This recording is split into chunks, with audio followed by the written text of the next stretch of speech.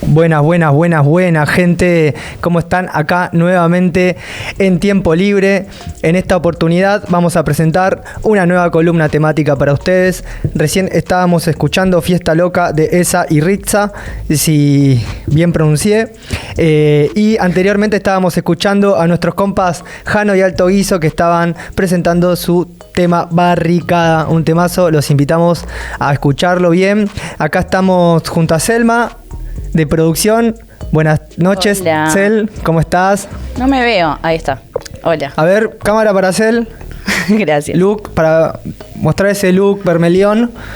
Roja. Me vine roja por la temática de ¿no es vermelión? ¿No es vermelión? Rojo, boludo, ¿qué ves? Rojo. Siempre rojos, nunca en rojos. Y le quería mandar un saludo a mi mamá que cumpleaños hoy. ¿Cómo se llama tu mamá? Mónica. Mónica. Trabajadora de la salud. Mónica, trabajadora de la salud, esencialmente madre.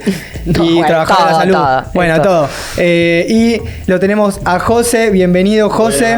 Hola. José es docente de arte, delegado del sindicato SUTEBA, docente, y además escribe en la revista de Política y Cultura Idea de Izquierda artículos sobre la temática que vamos a presentar hoy, que es la huelga general. Bienvenido, José. Gracias por la invitación. Vamos a hablar un poco de la huelga general. Vamos. Un arma clave de los trabajadores. Me encanta la verdadera voz de los trabajadores y las trabajadoras. Además, que no entiendo que está perdiendo Boca. Un mate para los bosteros. Están perdiendo 2-0 contra Central Córdoba. Lamento darles estas tristes noticias a los bosteros, pero bueno, pueden hacerse de otro equipo y pasarla mejor. Ahora vamos a hablar algo más arriba. Además, quiero decir que este domingo, 19 de mayo, se va a estar publicando un nuevo tema de nuestro amigo Willy Bronca, que se llama ¿Dónde está tu voz? Así que los invitamos a todos y a todas a que vayan a ver el tema de nuestro amigo Willy, que lo va a estar presentando, disculpen, pero en Gorriti 5045 a las 19 horas. Nuestro compa Willy Bronca. Está en el muro de Willy. Así lo... mirá. Entonces entendí mal su mensaje. Decí lo que te dijeron. La produ dice que está saliendo ahora. La producción me dice que está saliendo ahora. Che, inviten. O sea, compartan. Mañana es entonces. Mañana a esta hora se va a estar estrenando este tema y ahora lo van a presentar en Gorriti 5045. Willy Bronca, un amigo de la radio, que lo vamos a tener pronto en este lugar. Así que bueno, ¿qué más, no? Venimos a hablar de la huelga general. Como ustedes ya saben, se viene hablando bastante sobre este tema a raíz de lo que está pasando con el gobierno de Milei. En distintos programas de Tiempo Libre estuvimos agarrando esta cuestión, pero sin desarrollarla mucho. Por eso trajimos a un compa que se especializó, investigó bastante sobre la huelga general en general y cómo está estructurada la clase obrera y su capacidad de fuego en el terreno económico y político, ¿no? Como se está viendo claramente con el gobierno de Milei, todas las políticas que se están llevando adelante están beneficiando a los sectores más ricos, sobre todo a los Galperín, a los Paolo Roca, las necesidades que tiene el Fondo Monetario sobre el país, la banca y todo. Entonces, bueno, frente a ese contexto, un paro que se realizó el 9 de este mes, que ya todos lo vieron, que tuvo un impacto importante. El propio gobierno reconocía que se perdieron $500 millones ese día. Entonces queremos discutir qué está pasando, qué pasa en un paro, qué tipo de paros hay. Hablamos de huelga, qué es una huelga general. Así que vamos a meternos a través de este tema con el paro del 9. José, se hablaba una señora por los medios, habló de un paro maravilloso. El paro maravilloso. La CGT dijo un paro increíble, también dijeron que fue un paro increíble. ¿Qué onda el paro del 9? ¿Fue una huelga general? Bueno, en principio el paro, que dicen que el gobierno dijo que se perdieron $500 millones, la verdad que el paro les dolió. porque vieron que las imágenes de las calles no se movía nada, no volaba una mosca, se paró todo el país y de hecho hubo 4 millones de pasajeros que no pudieron viajar en colectivos, 1 millón viajan en tren todos los días, también hubo 700 vuelos más o menos que se cancelaron, entonces fue un impacto zarpado, incluso con la plata que hacen las grandes empresas. Por ejemplo, vieron que pararon los puertos, bueno, sí.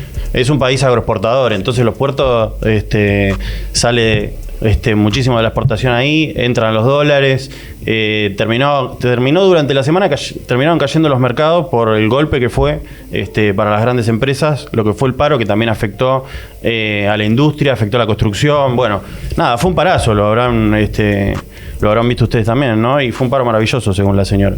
Y que aparte, muchos por el paro de transporte aprovechamos la situación en los laburos en donde quizás te apretan más las empresas para aprovechar el paro del transporte para poder parar en muchos de los, claro, no sé, en los call centers, en los restaurantes, en muchos de donde laburamos la juventud. A mí me gustó, recién mostraban ahí los compañeros de la producción en una imagen satelital, porque había visto en Twitter que se difundió que, por lo que decía José de los aviones, bueno, se ve como en el resto de los países limítrofes hay aviones andando y en Argentina ninguno. Eso es una muestra, ¿no?, del enorme poder de la clase trabajadora.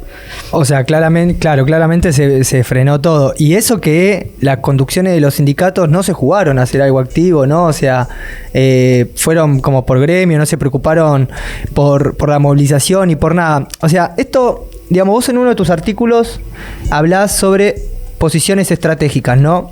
Que de alguna manera, no sé, tiene alguna referencia con lo que estamos viendo, digamos, que se para un sector y eso desencadena un paro más general, o por ejemplo se para el transporte y eso ya permite que él, en su caso, o en mi caso, digamos, pueda parar, pueda no ir a laburar y tener justificado, digamos, estar relativamente cubierto. Eso de posiciones estratégicas, José, nos interesa saber. ¿A qué le decís posiciones estratégicas en tus artículos? Bueno, por lo que dicen recién, lo que se vio fue que los trabajadores son los que mueven la economía, ¿no? Y entonces paran los trabajadores y se para todo el país. Y dentro de lo que son los trabajadores, las posiciones estratégicas son las que, dentro de la producción y dentro de la circulación, son las que tienen como más influencia y son las que afectan más, ¿no? Por ejemplo, obviamente, como sabemos, no es lo mismo un paro nacional si hay paro de transporte o no hay paro de transporte, ¿no? Porque hay 3 millones de personas que cruzan la General Paz todos los días. Entonces, al parar los colectivos, al parar los trenes, paran los talleres, paran las oficinas, paran las escuelas, ¿no? Entonces, es un sector que afecta mucho más sectores, ¿no? Se habló también de los aceiteros. Vieron que los aceiteros ya dijeron que cuando arranque la ley base van a parar. La votación, sí. Cuando arranque la votación de la ley base, los aceiteros van a parar. Bueno, sirve ¿qué pasa? Muchísimo. Uno dice que los aceiteros, ¿qué tiene que ver? Bueno, si paran los aceiteros, paran los puertos, paran los barcos, para el comercio exterior, ¿no? Lo mismo que los petroleros. Paran los petroleros, no hay combustible, no hay flete, no hay transporte de carga. Bueno, lo mismo con los camioneros y así. Hay determinados sectores, digamos, de la economía, determinados trabajadores ubicados en lugares que afectan mucho más a todos los demás. No es casual que son los trabajadores mejores pagos, ¿no? De hecho, por... Y sindicalizados. Claro, y sindicalizados. Y controlados. Claro, una fuerte control. El sindicato aceitero igual fue más o menos combativo en ciertos periodos, ¿no? Y tienen un mínimo de más de 100 lucas. De 1 millón. De más de 1 millón de... Sí, hicieron valer su posición estratégica. Claro, digamos. Claro, de forma corporativa, o sea, solamente para su sector.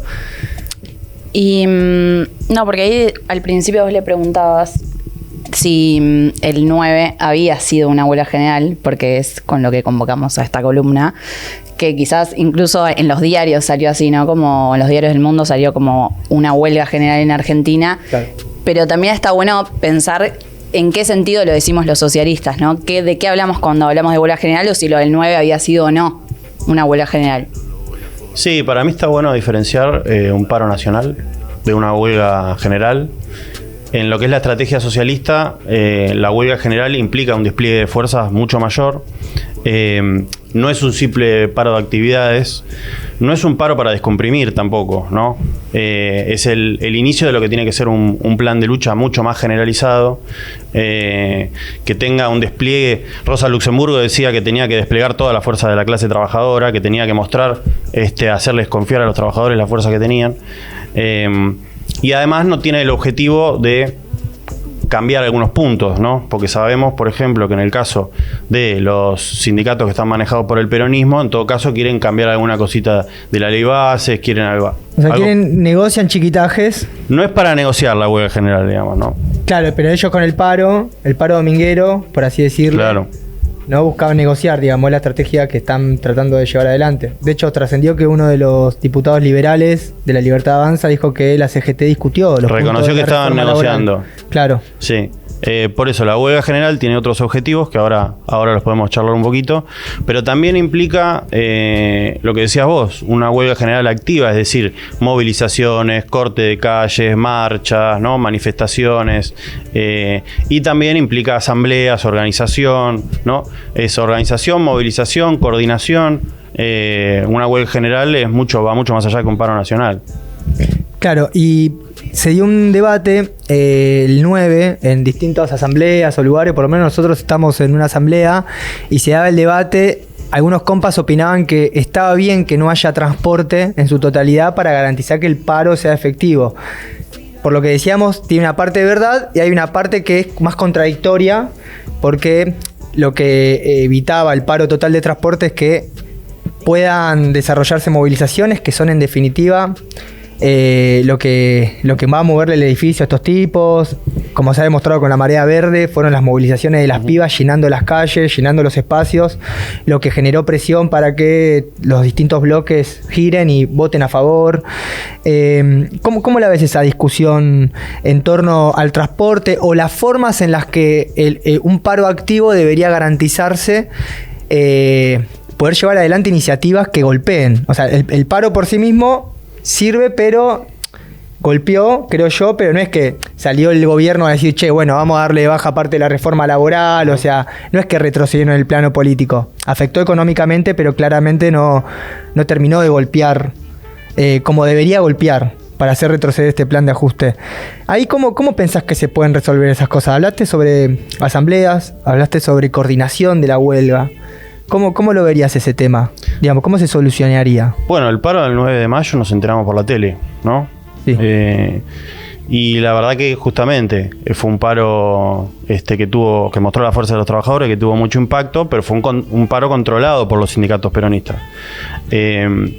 La huelga general tiene que desbordar a las conducciones de los sindicatos y tiene que ser decidida por los trabajadores y tiene que haber participación de los trabajadores, ¿no?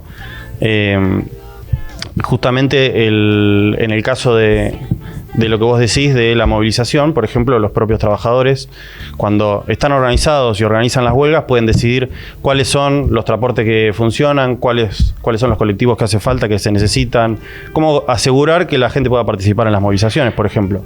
Pero implica una organización, implica una conciencia, implica un control, una propia organización del paro por parte de los propios trabajadores, ¿no? Perdón, una última. ¿Sí? O sea, la UTA, que es el gremio del transporte, podría tranquilamente haber dicho, che, bueno, sacamos trenes y colectivos al horario previo a la movilización. Este servicio es para ir a la marcha. Claro, un servicio para ir a la marcha y, y otro servicio para el retorno a los hogares, digamos, de la marcha.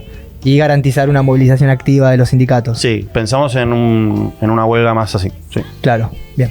No, incluso igual, a pesar de no estar discutida y organizado por los trabajadores la huelga del 9, el paro general en realidad del 9, se tomó como propio aún sin tener lugares de donde discutirlo, porque, bueno, lo que decía yo, ¿no? Que aproveché el paro para no ir a trabajar y seguramente muchos de los que están viendo o van a ver este video lo aprovecharon.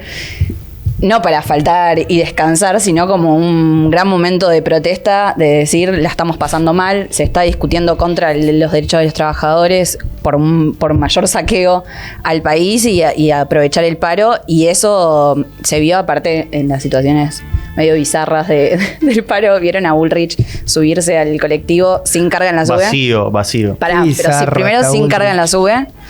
Y ayer Chipi o anteayer en la charla que hicimos en Filosofía y Letra decían no es porque viaja mucho y no tiene carga, sino porque justamente no la usa nunca, entonces se la acaba de comprar la mina para subirse al colectivo. No, pero estaba totalmente vacío en los pocos colectivos que andaban ese día de Dota, donde estaban aparte apretando a los trabajadores para que hagan funcionar algún que otro colectivo, pero el paro era total y yo creo que mostró una fuerza enorme de los trabajadores y trabajadoras en todo el país y en los lugares importantes de la economía de los que hablábamos antes, pero también de muchos trabajadores y trabajadoras que quizás no están sindicalizados, no tienen espacios en donde discutirlo, pero que igual también lo tomaron como propio y que ahora creo que también se tiene que discutir mucho hacia cuando se vote en el Senado, que no hay una fecha muy concreta, pero bueno, parece que, no sé, la semana del 30 por ahí, se va a votar en el Senado y bueno, están en duda muchos,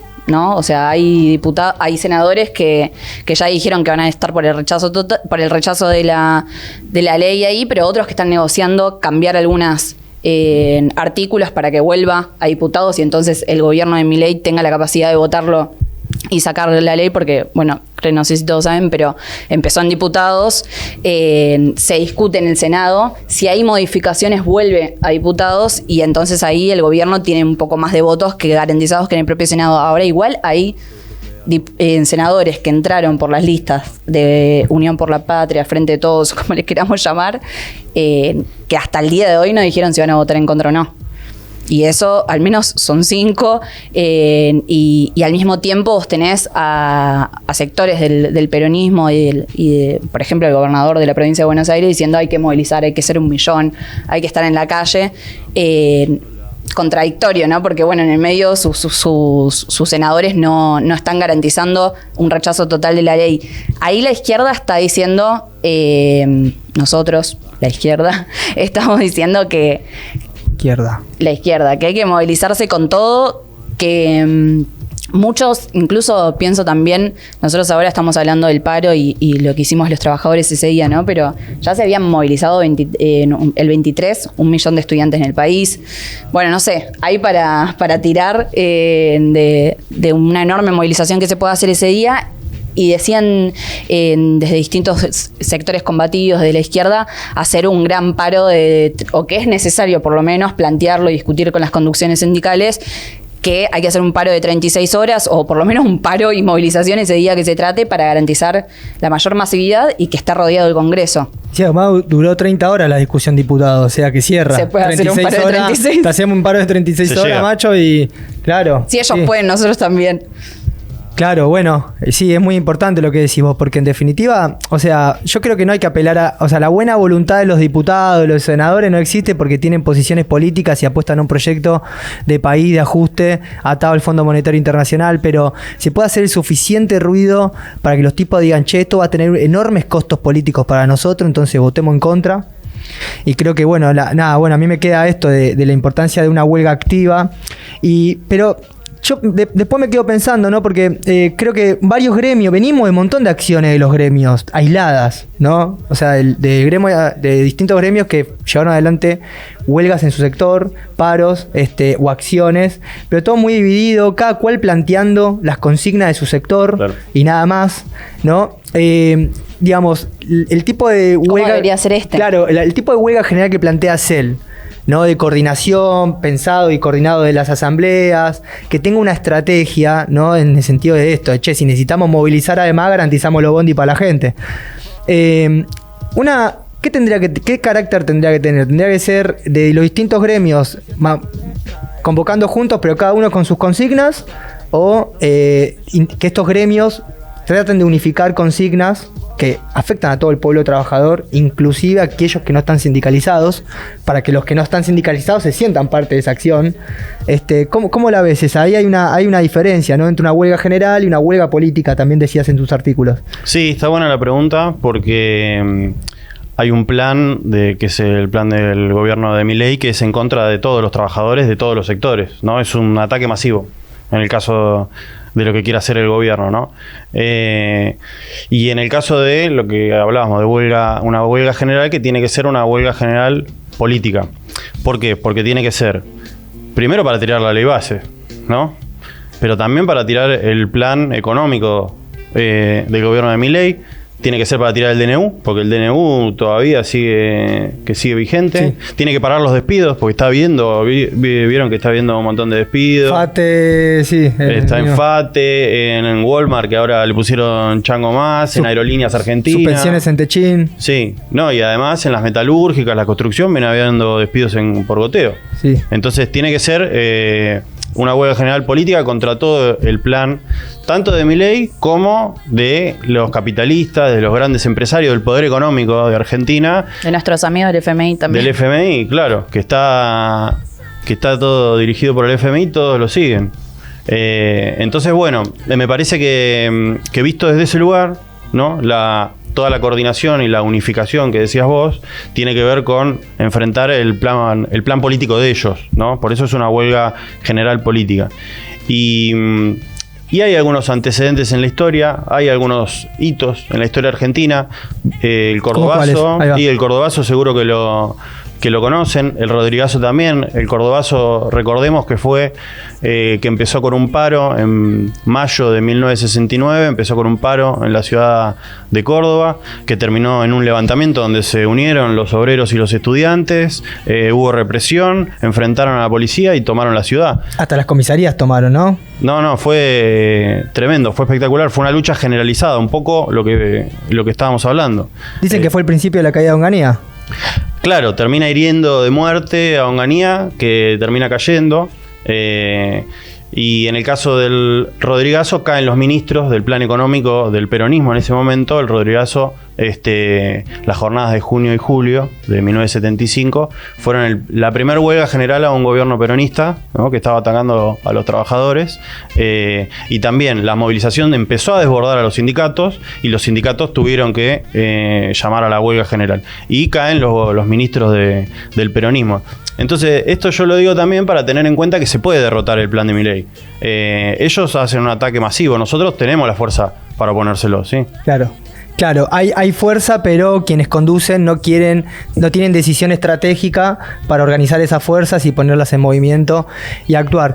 Está muy bueno esto que contás, porque por lo general se conoce muy poco el Rodrigazo, el Cordobazo ni hablar, el Cordobazo, pero muy por fuera, muy superficialmente, ¿no? Y el Rodrigazo, ahí se veía que venían altos niveles de organización de base, ¿no? De los trabajadores, más de forma democrática, no había organizaciones más de izquierda que presionaban en ese sentido también. Hubo coordinadoras, claro, por ejemplo. Entre las fábricas, ¿no? Claro, las coordinadoras interfabriles del Gran Buenos Aires, que fueron las organizadoras de las jornadas de junio y julio del 75, bueno, eran reuniones y una coordinación entre delegados de base independientes, comisiones internas por fábrica, ¿no? Que representaban a los trabajadores de una fábrica, e incluso algunas seccionales de sindicatos que se los habían sacado a la burocracia, ¿no? A las conducciones tradicionales. Entonces, a lo que íbamos con que tiene que haber una organización en una huelga general, y las coordinadoras interfabriles del Gran Buenos Aires de los años 70 jugaron ese rol en ese momento. Es una referencia re importante. Totalmente. Bueno, terminó renunciando el ministro López Rega, que era de parte de la derecha peronista, y Celestino Rodrigo, que era el ministro de Economía, ¿no? Que era el que estaba llevando adelante el plan de ajuste en el gobierno de Isabel Perón. Recordemos, eso de alguna manera fue la antesala de la dictadura, y bueno, porque claramente los sectores dominantes se veían que, no sé, se venía un proceso revolucionario en la Argentina, ¿no? Es muy importante esto. Yo tengo una para vos, Juli. Vale.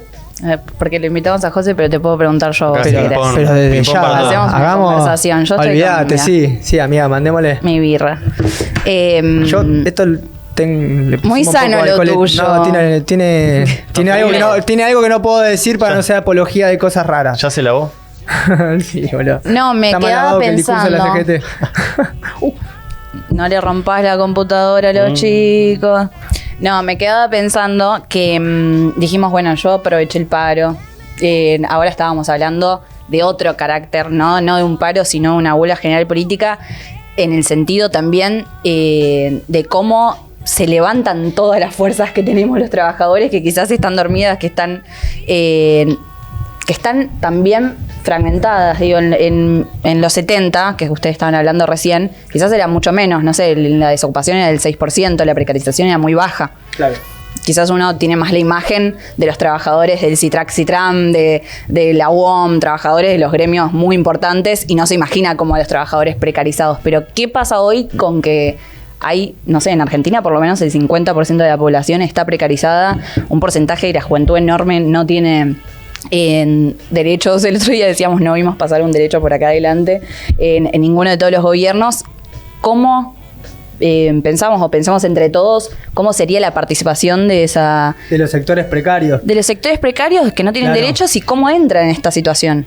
Bueno, hay algo que quiero decir antes de eso. Hace un tiempo, charlando de estas cuestiones con un amigo que es mal del palo peronista, estaba medio escéptico, descreído de que la clase trabajadora tenga un rol en poder pelear, en usar su fuerza, porque lo que me decía es que no, dice, la clase trabajadora ya no es la de antes, es totalmente diversa.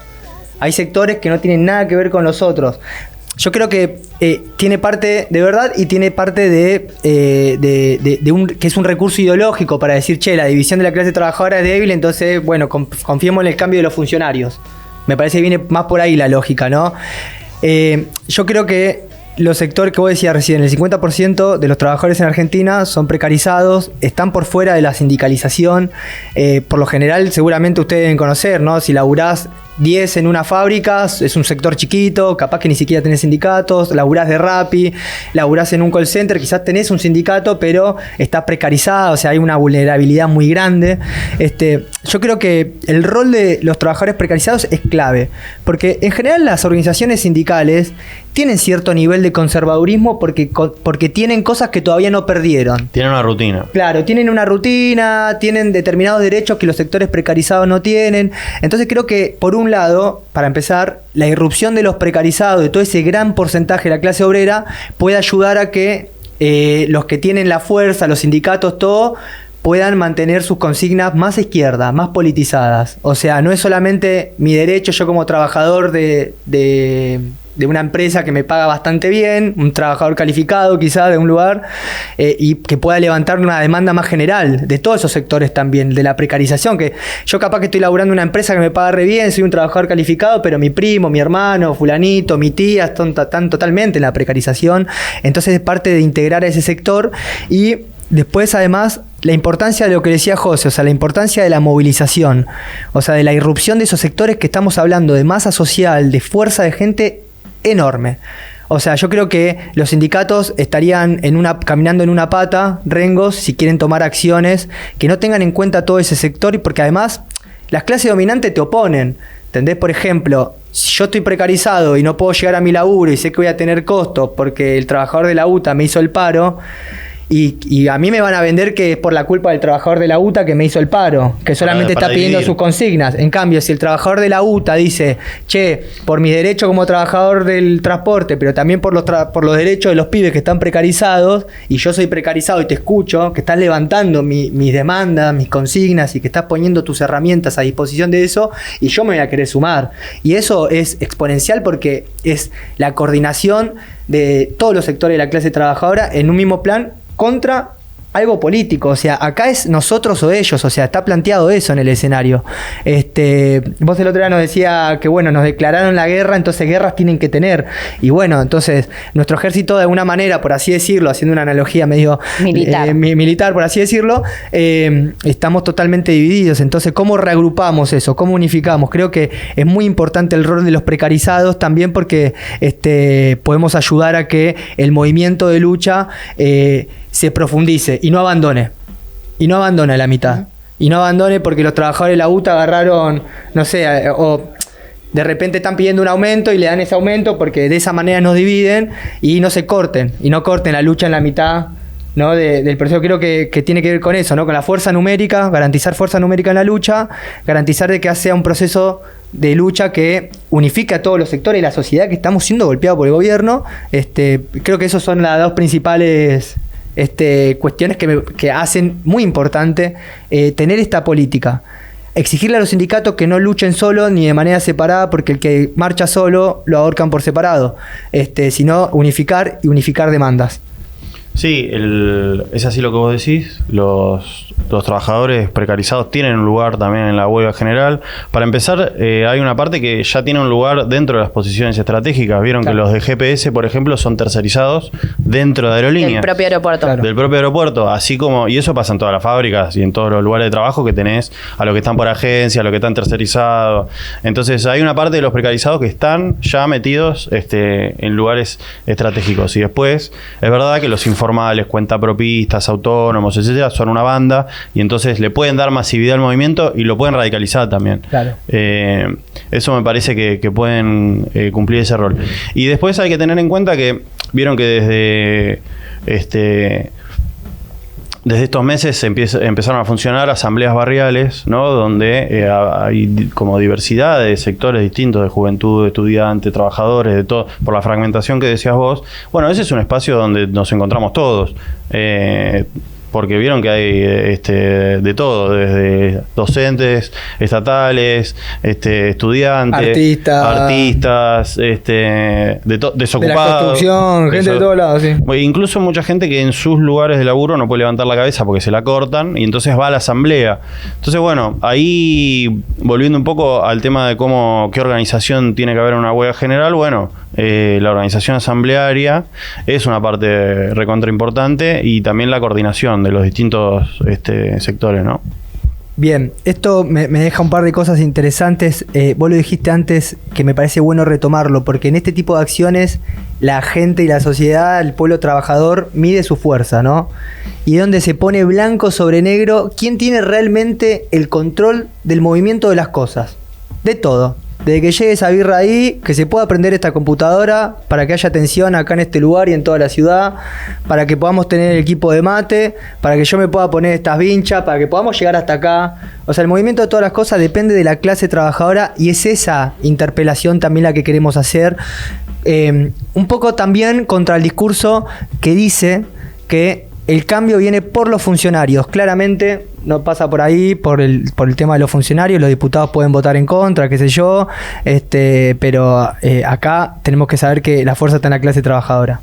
No, y creo que también retomando lo que estaban hablando ustedes de por los trabajadores. Ay, se mueve la cámara.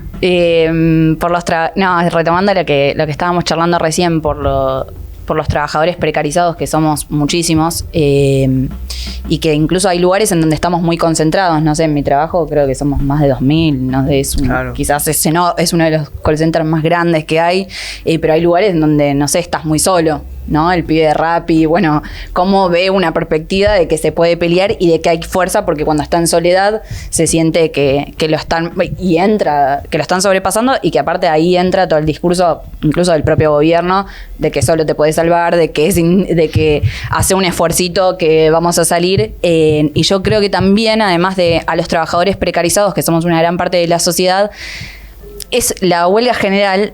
También es una forma de hablarle y darle un horizonte, como decías vos, José, al principio, a otros sectores de la sociedad que quizás no son necesariamente trabajadores de las grandes fábricas, de la industria, de los servicios, sino que son esos sectores. Bueno, nombrábamos a los estudiantes que marcharon el 23.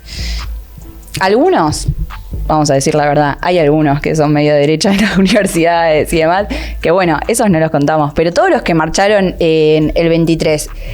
Una huelga general planteada para tirar todo el plan de Milei, que incluye que están atacando su propio derecho a la educación, pero que también es solidario ese estudiante, no sé, quizás con su familia que es trabajadora, quizás no, su familia es profesional y ve perjudicado parte de su laburo independiente todos los días, que ve, bueno, eso por los estudiantes, pero también, no sé, en Argentina las chicas antes, en la parte anterior del programa, hablaban de la enorme fuerza que tuvo el movimiento de mujeres en las calles y que puede tener también, ¿no? Si se dispone a salir. Bueno, la huelga general creo que también en parte hay que pensarla como mostrarle a todos esos sectores que quizás están impotentes frente a la situación de ajuste del gobierno y de la política también de la oposición, ¿no? De decir, bueno, esto o hay que ser responsables, o hay que votar en contra, pero después terminan algunos votando a favor, o le dan cierta gobernabilidad al plan de Milei. Bueno, una huelga general plantearía que los trabajadores le muestren una perspectiva al resto de la sociedad que también está siendo afectada y que diga, bueno, hay otra clase que no es la de siempre, que no es la que nos gobernaron todo este tiempo, que nos puede dar alguna solución o por lo menos debatirla en conjunto cuáles son esas soluciones posibles. Estudiantes Lo necesitamos también. lo necesitamos y nos necesitan. Yo soy Claro. estudiante, soy trabajador también. también. Bueno, estamos en esa. Bueno, acá docente, ¿ex estudiante o seguís estudiando? Ex estudiante. Bueno, Bueno. pero un poco seguís estudiando. Sí. Obvio. Por mi No, cuenta. eso que decís es clave, boluda, porque creo que es lo que decías al principio, ¿no? Seguramente los estudiantes también se levantaron a la mañana ese día de paro y dijeron, che, qué bueno que está esto, me siento parte. O sea, No, y que ibas a la marcha en estudiantil y tocaban bocina a los colectiveros, no sé Claro. cómo. Había una comunión también de Claro. ver que las demandas que vos tenías como estudiante también la tenían los trabajadores que decían que quizás sus hijos no habían accedido a una educación, a la universidad, o ellos mismos no habían accedido, pero la ven como una demanda común, digamos. claro, yo toco una contradicción de esa marcha, que es que ¿No te fue gusta? sectorial. Sí, me encantó, me la resubió. Tenía dengue, no pude ir, por eso no fui. Si no hubiese ido a bailar con mis compas Insurrectos Crew, pero... la contradicción que tuvo esa marcha es que también fue sectorial y tuvo una enorme fuerza, pero los estudiantes y la gente que participaba era por los derechos, por lo que se estaba perdiendo a nivel estudiantil, ¿no? Y eso tiene un peligro enorme en el sentido de que no se termina de aprovechar la fuerza que se estaba desplegando en las calles ese día para levantar contra Milei. Creo que ahí es donde tenemos que afinar mucho como qué vamos a pelear, qué vamos a proponer en los distintos lugares. No sé, nosotros estamos en la Asamblea Unión Hip Hop, en las distintas asambleas se abren estos debates. He estado en lugares de laburo donde también la discusión era esa, che, pará, está pasando, a nosotros nos pasa esto, pero está pasando de todo por allá. ¿Cómo unificamos un discurso, un planteo, una propuesta que incluya las reivindicaciones de los distintos sectores y que de esa manera se amplifique mucho más la voz y la fuerza, ¿no?, de las acciones? No, y creo que también desde la izquierda tenemos que ir un poco más allá, porque no es solo dar las peleas juntos, ¿no? O discutir en común, porque uno va a una asamblea y, bueno, quizás si los que fueron lo habrán vivido, digamos, está muchos que militamos en la izquierda, otros que militan quizás en organizaciones kirchneristas, peronistas, otros que no militan en ningún lado, pero vieron en las asambleas una gran posibilidad de debatir, en organizarse, y ahí hay muchas opiniones de qué hay que hacer, y creo que nosotros también tenemos que ir un poco más allá de no solo plantear la forma en la que hay que sacar toda la fuerza de la clase trabajadora y en qué sentido la huelga general de la que estamos hablando iría contra todo el plan de Milei que expresa un proyecto concentrado de lo más rancio de los empresarios de este país, pero también internacional. No sé, Milei se la pasa yendo desde que asumió, ya no sé cuántas veces fue a Estados Unidos a rendir cuentas al FMI, al gobierno yanqui, o yendo, bueno, fue hasta el Estado de Israel. Ay, me das tanta bronca, Milei. Ahora está en España haciendo... Está peleando con unos cuantos, ¿no? Y haciendo sociales con otros. Sí, haciendo congresos de ultraderechistas del mundo, unidos, pero por derecha. Bueno, el proyecto de Milei expresa lo más reaccionario, no solo bueno, económicamente lo estamos viviendo, digo, no hay que explicarlo, pero también incluso de valores, de ideas, de contra toda Sí. no sé, una sociedad que tiene otros valores, la de la solidaridad, la de ayudarse en los momentos de esta crisis. Bueno, Milei expresa otra cosa que es la política y los intereses de los empresarios más concentrados de este país. Bueno, dijeron en la columna anterior de Techín, de Galperín, de Mercado Libre, bueno, y del FMI. Y después tenés al peronismo, que ya lo hemos hablado un montón de veces, que vamos a decir una cosa, gobernaron ya bastantes veces, ¿no? 16 años, los últimos, ¿cuánto? ¿22 años? O sea... ¿Cuánto vamos? ¿24? Y ¿Qué sí, no, 2003, estamos en 2024. En 2003 asume Néstor. Claro. De 2003 hasta el 2024 gobernaron 4 mandatos. Claro. O sea, 16 años. Es Bueno, una si banda. querés El contar- otro día un amigo peronista me decía, che, pero no fue lo suficiente. Digo, amigo, Bueno, pero estaban yendo chicos. así. Dale. Menos mal. Ya no tengo más tiempo. Dale, papu, dale que estamos... No, y además, perdón, ¿te puedo hacer un paréntesis? Sí. Una cosa es, o sea, una de las referencias clave del gobierno de Milei para la reforma laboral, por ejemplo, es el convenio WOCRA. Ya lo tocamos acá porque lo sufrimos en nuestros cuerpos, el convenio WOCRA, con la precarización, que es aquel convenio que está para los trabajadores de la construcción, que tiene una garantía, o sea, por ejemplo, el cese de desempleo, que lo explicamos la vez pasada, donde cada trabajador de su bolsillo, de su salario, que hoy en día sería nuestro salario común, tenemos que poner lo que nos va a garantizar la indemnización el día que nos despidan. Todas esas cosas tan nocivas y perjudiciales para los derechos de los trabajadores, lo implementó la dictadura. Milei es continuidad del plan de la dictadura y todos los gobiernos neoliberales, y lo sostuvieron todos los gobiernos. Y ahora es la referencia de Milei. Quizás si lo hubiesen peleado antes, si hubiesen cambiado el convenio de la UOCRA antes, si hubiesen estado realmente a favor de los trabajadores, quizás Milei no hubiese tenido tantas referencias para avanzar. No, y además, si querés, vos contaste los mandatos kirchneristas, estrictamente kirchneristas, digamos, ¿no? De Néstor, Cristina, bueno, y Alberto Fernández con Cristina en el último gobierno, pero también podés contar el menemismo como peronismo. Bueno, no sé, hubo mucho peronismo en Argentina y llegamos a esta situación con una crisis enorme en donde no se hace un día para el otro 60% de pobreza en Argentina. Claro. O sea, terminaron el gobierno de Alberto y Cristina Fernández con 40% de pobreza, con una precarización enorme y también con mucho hartazgo de la sociedad, aunque te dijeran que desde el Estado se resolvían los problemas, con quizás un sector de los empresarios de este país, que había que ayudarlos con algunos subsidios, que había que ayudarlos con tener política de la industria nacional y demás, igual se reventó en gran parte a sectores de la clase trabajadora, y mucho de eso hace que hoy se explique Milei y se explique que haya ganado por producto de la enorme bronca social, que no fue un cheque en blanco a este gobierno, pero bueno, no me quería extender con esto, sino que creo que en las asambleas y para pensar esto que hablábamos de la huelga general, la izquierda también tiene el desafío de plantear, bueno, cuando decimos contra todo el plan de Milei, pero sí, ¿qué propone la izquierda? O sea, ¿una huelga general para qué? O sea, para después desarrollar qué, para tirar abajo al FMI, ¿no? Pero bueno, nosotros hablamos de la precarización, etcétera. ¿No? Esa huelga general no podría discutir, o por lo menos los trabajadores discutir cómo cambiaría el trabajo. Claro. Por lo menos empezar a discutir que no se puede trabajar, no sé, el otro día hablábamos, quizás no son los trabajadores los que más hay desocupados, sino los que tienen 3, 4 trabajos. No se podría discutir que hay que cambiar eso, que no se puede seguirle pagando la deuda al FMI cuando el país está hundiendo. Bueno, no sé, esas cosas me parece que son necesarias discutir y que quizás hay algunos ejemplos que nos ayudan a pensar que los trabajadores tienen capacidad para hacer eso. Totalmente. Bueno, eso está bueno lo que introducís. O sea, a grandes rasgos hay 3 proyectos de país. O sea, hay 2 que son dentro de todo bastante similares. O sea, no es que con esto quiera decir lo que dijo Grabois el otro día de que Massa y Milei son lo mismo, pero lo dijo Grabois, lo dijo Grabois. Y además a Scioli, lo escucharon decir a Scioli que Milei pidió el premio Nobel. Pidió el premio Nobel de Economía para Milei. ¿Te das cuenta? Queremos un premio. ¿Qué? No te escuchamos, ¿Qué dice la producción? Queremos Se están quejando de Scioli, no sé, algo le pasa. No seguimos el guión. Que le pidan perdón. Vayan a pedirle perdón a Nico del Caño, serán castigados. Bueno, entonces a 3 proyectos a grandes rasgos. O sea, uno de shock, de ajuste con shock directamente. Otro que se dice ajuste de forma gradualista. Y bueno, digamos, confiemos en los empresarios buenos, que fue lo que se hizo todo el tiempo.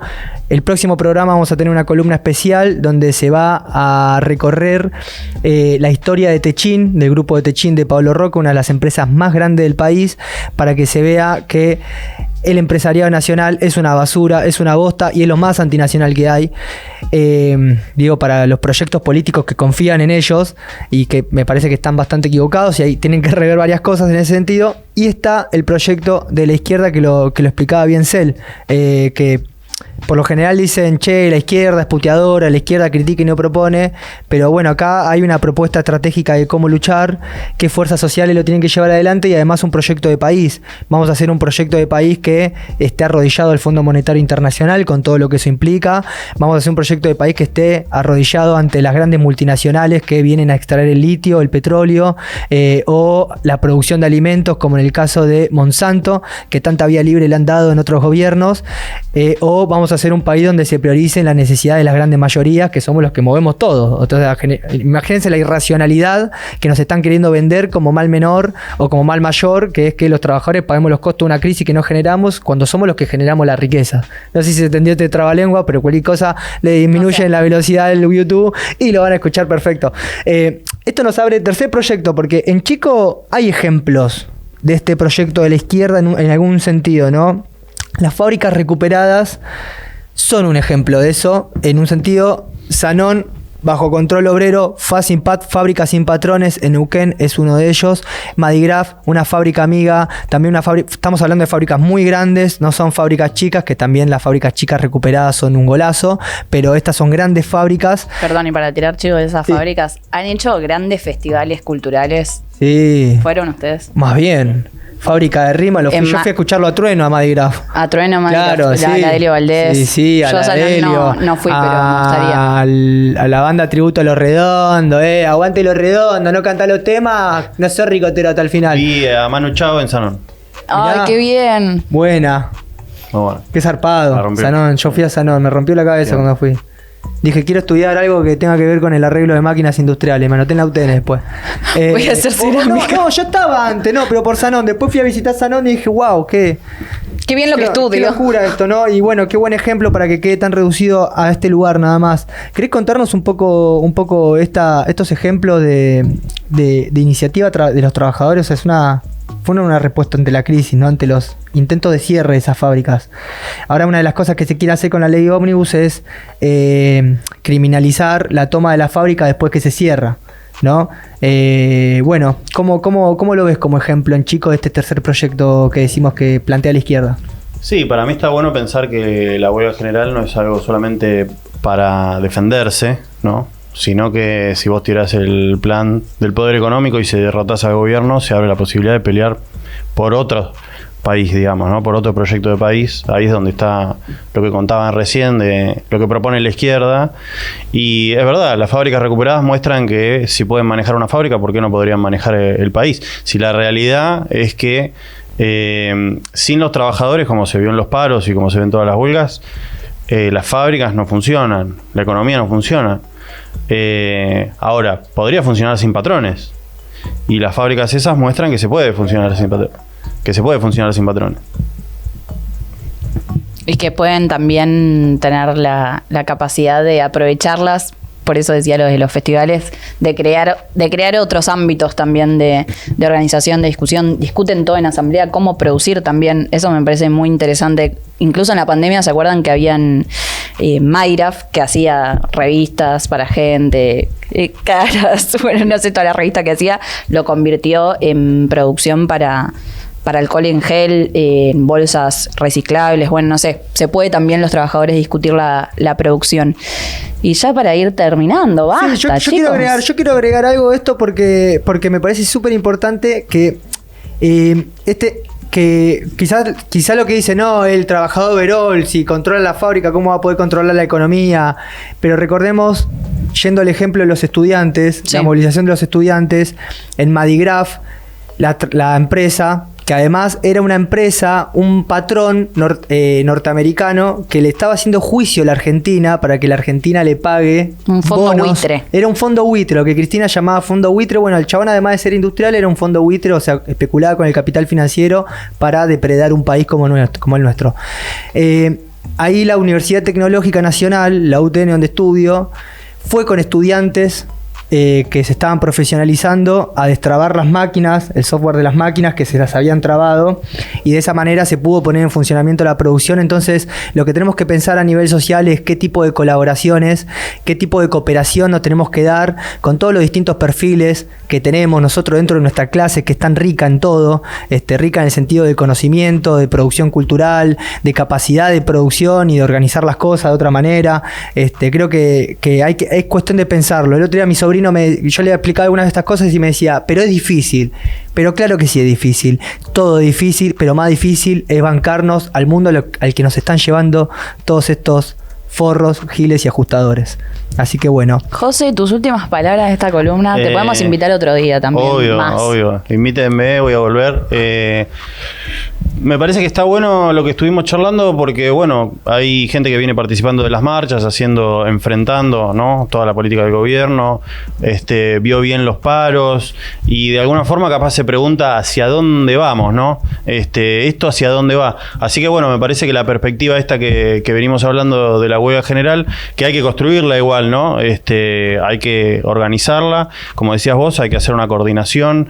Bueno, este fin de semana vieron que el sábado va a haber un primer encuentro de coordinación del Congreso. En la Plaza Congreso, de las asambleas barriales, de los trabajadores que están en seccionales combativas, recuperadas, de las agrupaciones de izquierda también, porque bueno, hay que unir todo, hay que unir a los que están en los sectores estratégicos, hay que unir a las fábricas recuperadas, hay que unir a los precarizados.